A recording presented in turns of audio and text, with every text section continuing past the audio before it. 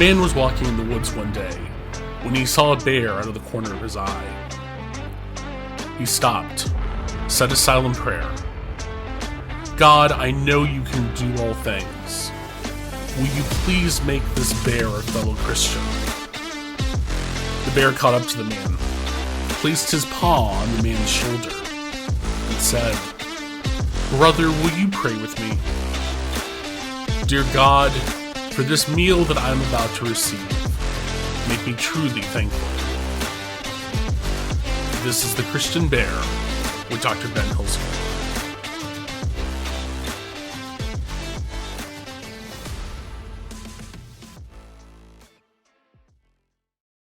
Welcome to episode 30 of The Christian Bear.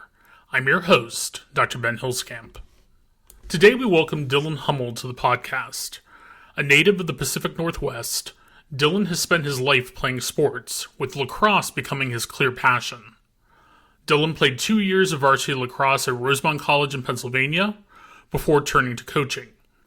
He now coaches lacrosse at multiple levels, including as the head coach of the boys varsity lacrosse program at Sonoma High School, as a coach for Seattle Stars Lacrosse, a premier youth travel team, and as a national coach with Advanced Lacrosse, a national high school development program.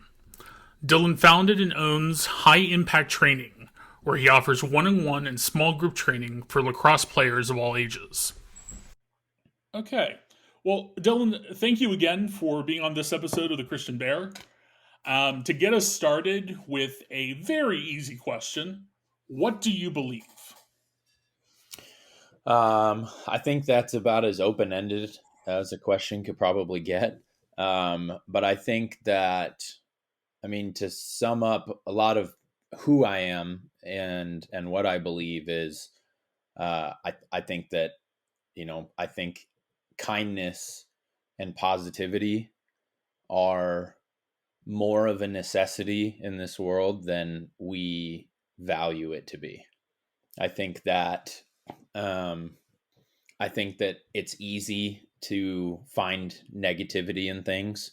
I think that we are subconsciously surrounded by it. If you watch the news, I know that they have some positive things on the news, but for the most part, I don't want to use the words propaganda that gets spread, but just, I guess, the news that gets reported tends to be a lot more negative. And I think over time, that's going to have a much bigger lasting impact on us as a society than I think we give it credit for right now. And I think that scares me for what the next generation will look like, and the generation after that, after, we've been fed so much negativity especially throughout my lifetime. Just to think about, I'm 30 now, and just throughout my lifetime, I've seen, the crash of 2008. I've seen 9/11. I saw, obviously, the Capitol. I don't even know what to call it, but the negativity that happened at the Capitol on January 6th of the election year. Obviously COVID and all of that, crazy inflation. There's so much bad that has happened that I can't imagine what the next generation is going to look like if this generation was swallowed in negativity. And so I think that, to my core beliefs, I try to be as positive and spread as much kindness as I can, not to counteract it, but mostly just to be influential to other people. I know that through coaching lacrosse, I have found that there has been a much better success rate when you back your coaching with positivity, reinforcement, rather than the negative, scream in your face, get on the end line and run type coaches that were a lot of the generation before me style of coaching. So I am trying to do my best to do what I can there and spread that. Awesome. Thank you so much. And I know you've had good amount of success as a coach, and for both the high school team that you coach, for some of the different age groups that you've coached, have from at least what I've followed of you, have really set up some folks for success both on and off the field. So I think what you're talking about really shows through in what you do. Yeah, and I think to piggyback off of that, I think that kindness doesn't have an age, that you need to be nice to people at this age and it doesn't matter as much at this age, because I coach kids. I mean, I all the way from college to high school varsity to high school JV to middle school to all the way down to like 8 year olds and 6 year olds and people that are just picking up a stick for the first time. And it's been pretty consistent that you end up getting better results with positive reinforcement. So how have you come to hold those beliefs?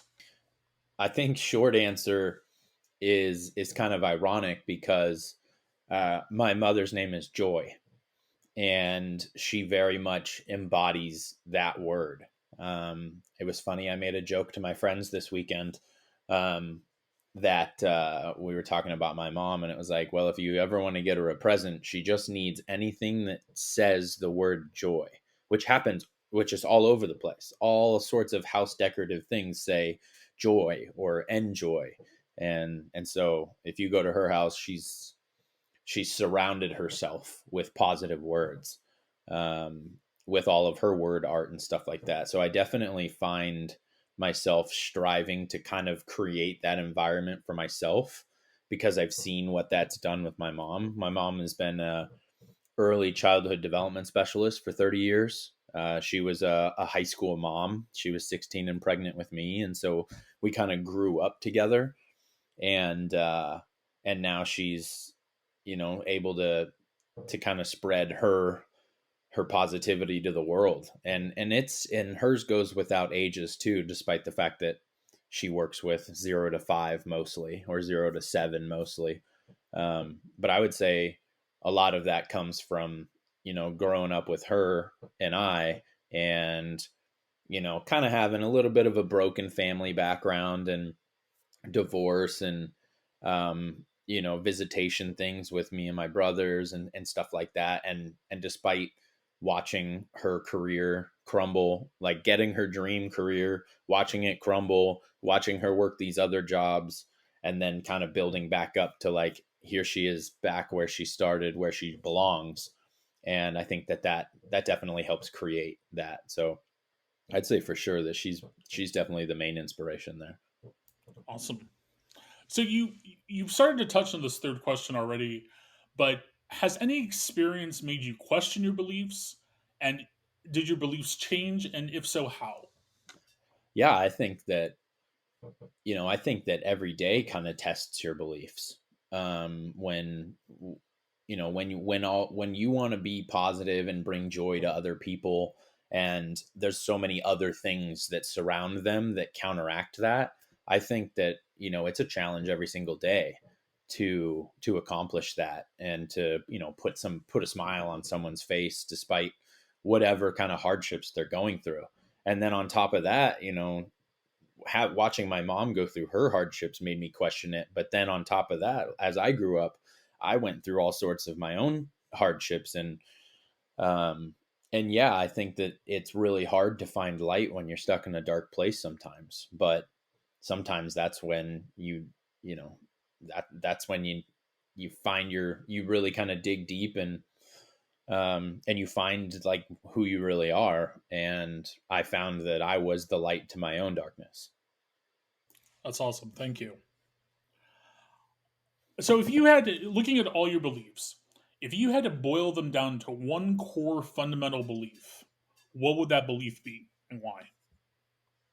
I would say that if you I mean, I think that there's a couple other beliefs that I hadn't quite touched on, and I think that that's perseverance is important, hard work is important, being consistent and disciplined is important. And then if you can combine all those things with a positive outlook on things, being optimistic, trying to make somebody else happy, finding joy in just being kind, um, and staying true to yourself. But if you can kind of embody a lot of those other qualities, I think that you can make mountains move, for lack of better words. Um, and I, like I said, like I think it's kind of hard sometimes for people to find that, and everybody's going through something different. And so I think ultimately being nice to people, or just general spreading positivity. I love those people that like have the shirts that say free hugs, because it's hard to be angry and give a hug. And so I think at the core of everything, we just need a little bit more of that in the world. And I can't put my finger on, when something like that shifted over time, or if it's always been like this and it's always been an uphill climb, because I only have 30 years to really look to experience. I can look back at history, but I don't really know what exactly society looks like in some of those times. We hear about, like the roaring 80s and stuff like that, or is it and the wild times of the 70s, um and what kind of society is like at that time. But unless you lived it and experienced it, I don't think you really know what that um kind of what that general, is it negative, is it positive? Like you hear about the free loving 70s and the hippies and everybody loves everybody. And how did we move away from that? how did we how did we go from loving everybody to hating everybody? How did how did how do we get out of some of our older, outdated, even racist things that happen in the world? Like, how do we move past all of those things? And I think a lot of it is stopping glorifying some of those things and replacing them with a lot more of the positive stuff. And I think that this younger generation, labeled Gen Z, I think is doing a phenomenal job of changing the way that the world is seen. Not the way that people look at the world, but really kind of how the world looks back at them, and in a much more um and on a little bit of a deeper level there. So I think that to its core, if I'm all about the kindness, honestly. Awesome. Awesome. Thank you so much. So that's the end of my formal questions. Is there anything else you want to add, or anything you want to promote on this platform? Yeah, I think the one thing that I want everybody to take away from this conversation would be, like, try every day to make somebody smile. Even better, try to make their day. Try to be the highlight of their day. Try to be a core memory for somebody. And it doesn't even have to be somebody that you're close with. It could be a complete stranger. I think you see a lot of it. A lot of it's a little bit more available on social media now. If you follow the right people and you follow the right accounts, you will end up surrounding yourself in those positive atmospheres. And in turn, you're going to want to give when somebody gives to you. And so I think if you try to give a little bit of yourself to make somebody happy, you will be more fulfilled at the end of the day. And I learned that a lot through coaching. I was an athlete my whole life growing up, and I loved it so much that when I was done with high school, I didn't want to be done. I didn't want to be done with sports and being competitive. And so I turned to coaching. And I fell in love with the game, and not even just the game of lacrosse, but really the all sports, whether it's basketball or football or soccer, or even some of the other ones like tennis or golf. Like, just the being able to teach somebody gives me a different perspective on those things. And watching their light bulb click on is kind of the reason that I keep doing it, because that feeling of, I've been trying to teach you how to do this and now you've done it. I think that that fulfillment is way bigger and way more enjoyable than the feeling of self satisfaction. You almost kind of get that self satisfaction with their success. And I think that, we can get, um, we get a little bit more positive reinforcement behind coaching and especially teaching, because not everybody plays sports. I like to call myself a teacher and not just a coach. Um, and and I think that if we got a little bit more of that in schools, like for example, I had a player that I had just worked with a couple days ago, and we got done with our session, and he was like, "That was a really awesome session." And I was like, "Well, it's awesome when you want to be here and you want to work hard. That makes me also want to reciprocate those things." He goes, "I wish it was like that at school.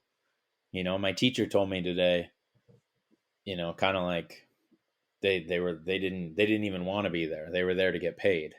And that's tough for me to hear, because that makes that student less, like, wanting to be less engaged, wanting to be more disinterested.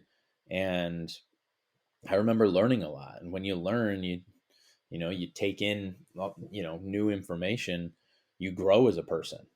And when you don't care about those things, I think it's harder to grow. And so if you get a little bit more of that positive reinforcement in schools, then I think that, kids maybe want to follow their passions like I did.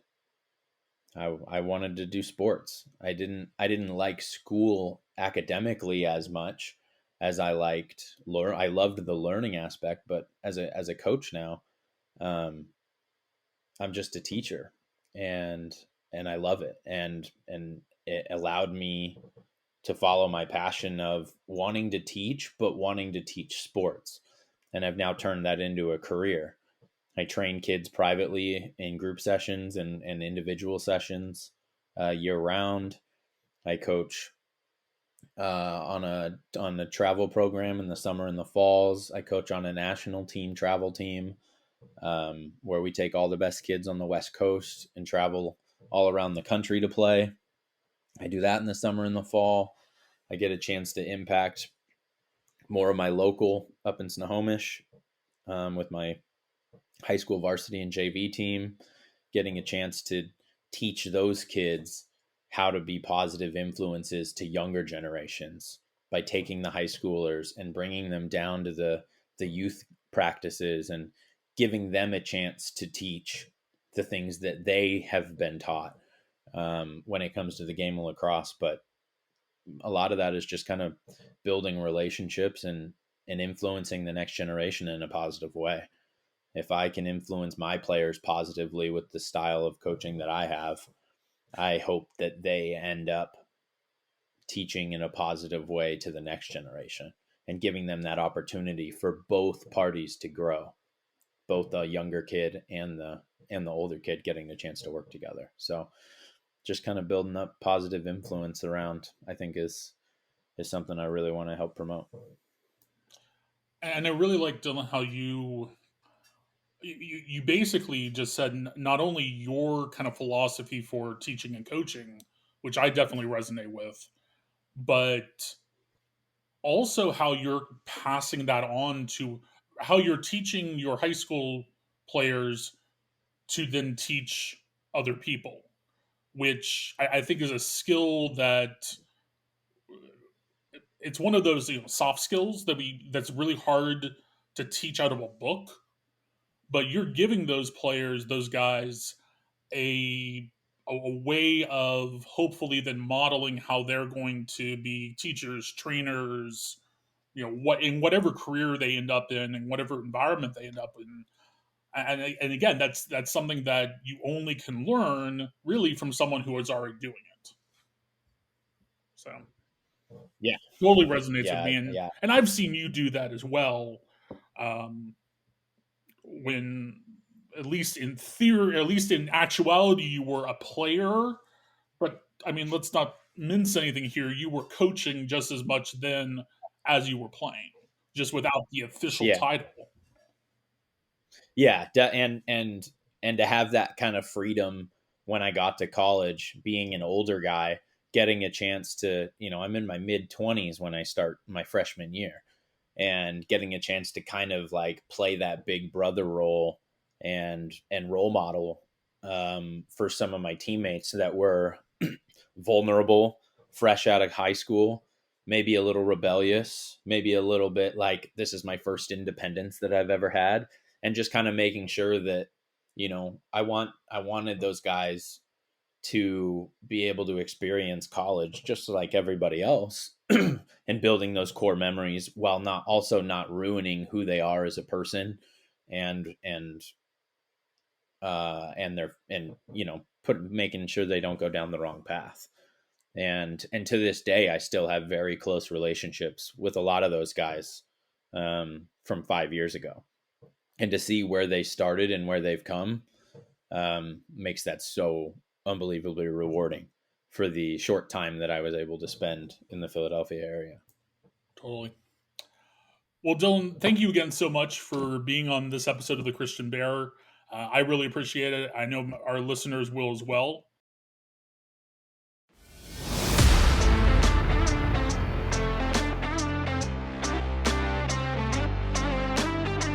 This has been The Christian Bear with Dr. Ben Hilskamp.